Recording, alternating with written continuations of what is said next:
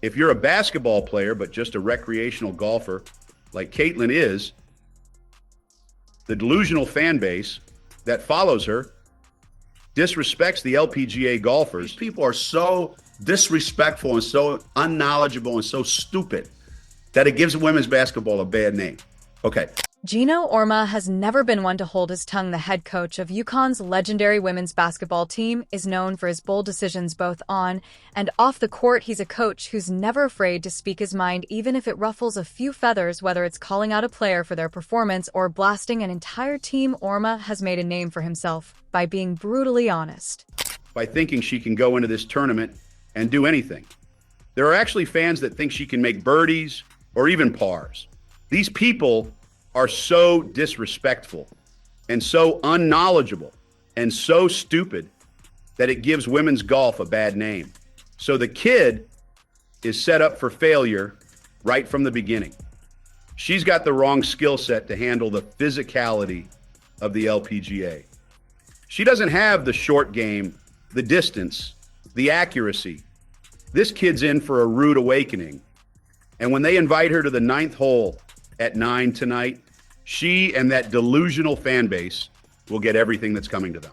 But it's not just players who get the tough love. Auriemma has been known to take shots at people in the media, rival coaches, and even fans who he feels are out of line. For years, his outspoken nature has kept him in the spotlight, whether people loved him or hated him. If you've been following the sport, you know that when Auriemma speaks, people listen.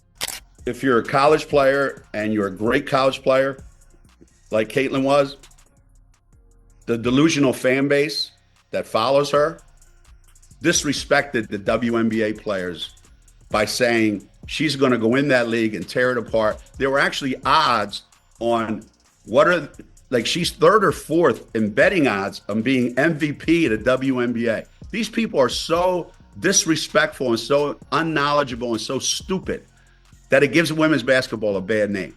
Okay. This guy isn't afraid to tell it like it is, but what if I told you that even with his bold personality, Auriemma made a decision that could cost him millions, and it all comes down to one play, which is Caitlin Clark. Before Caitlin Clark became the household name she is today, Geno Auriemma wasn't exactly a fan. In fact, for years, he was one of her biggest critics. He didn't hold back in questioning her style of play, calling out her fans and dismissing her impact on the game. Auriemma even went so far as to say that Caitlin's fans were deluded, accusing them of overhyping her talent. The kid was set up for failure right from the beginning. So if you're a WNBA player, and believe me, I've coached the best, and I've pissed them off a lot, and they let me know about it. But they were tremendously disrespected. And none of them are going to say it. But human nature is, okay, this kid's coming into the league. And Diana said it best. This kid's in for a rude awakening. And they all jumped over her, but they didn't read the whole thing that she said. But nobody's printing. Diana Taurasi was right. It wasn't just a one-off comment. Geno made it clear that he thought Caitlin was overrated. He was firm in his belief that she wasn't at the level of other players, and that ruffled a lot of feathers, especially for people who were already starting to see what Caitlin could bring to the table. What made this even more interesting was that Auriemma, being the head coach at UConn, had a chance to recruit Caitlin for his team, but he didn't. Instead, Caitlin ended up at Iowa, where she would go on to become one of the most dominant players in college basketball. Meanwhile, Auriemma stuck to his guns, claiming that Caitlin just didn't fit into the UConn program. Sydney Verde wants to know, if Caitlin Clark played for Geno, would he let her shoot logo threes? Should I answer that? Go ahead. Hell no. Okay.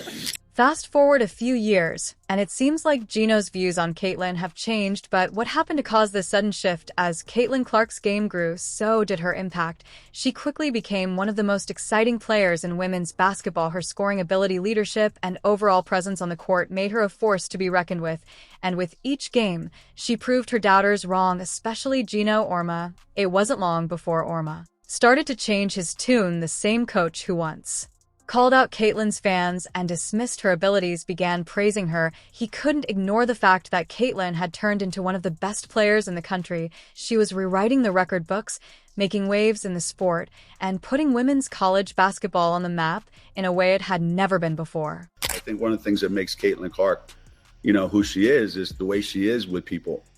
She connects with people, and people connect with her. Now, she talks a lot of shit on the court, all right? Believe me. You know, when people talk about in WNBA, why are these people beating up Caitlin Clark? Because she talks a lot of shit on the court. All right? That's what makes her good. So she's not like this, angel walking around there and everybody else is beating her up. Nah, she's got a lot to say. She's a lot like Paige. Those guys have a lot to say. They just do it subtly, and they're tough. And so, we need more of that. Geno began to offer glowing reviews of Caitlin, calling her one of the best players he had ever seen. He praised her work ethic, her competitive spirit, and her ability to elevate the game. This was a stark contrast to the harsh criticisms he had thrown her way in the past. It was almost as if Auriemma had gone from being one of Caitlin's biggest critics to her biggest cheerleader. But why the sudden change? Could it have been that Auriemma saw the potential in Caitlin that he had missed before, or maybe there was something more at play here? I said this up at UConn a few years ago. Everybody kind of poo-pooed, women's basketball 25 years ago, maybe, whenever it was. And it wasn't taken, it wasn't given the respect that it deserved back then. So people didn't know who their idols were. People didn't know who they wanted to emulate because they never saw them until their dads got to be in their 30s and had little girls and started actually taking them to the games.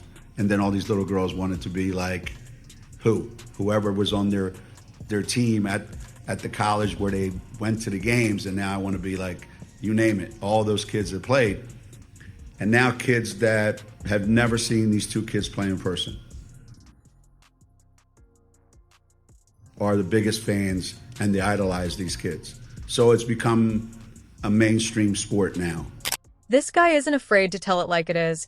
But what if I told you that even with his bold personality, Auriemma made a decision that could cost him millions, and it all comes down to one play, which is Caitlin Clark. Before Caitlin Clark became the household name she is today, Geno Auriemma wasn't exactly a fan. In fact, for years, he was one of her biggest critics. He didn't hold back in questioning her style of play, calling out her fans and dismissing her impact on the game. Auriemma even went so far as to say that Caitlin's fans were deluded, accusing them of overhyping her talent. So it's become a mainstream sport now, because when little kids start wearing your jerseys and start wanting to grow up like you, that means you've really touched a nerve.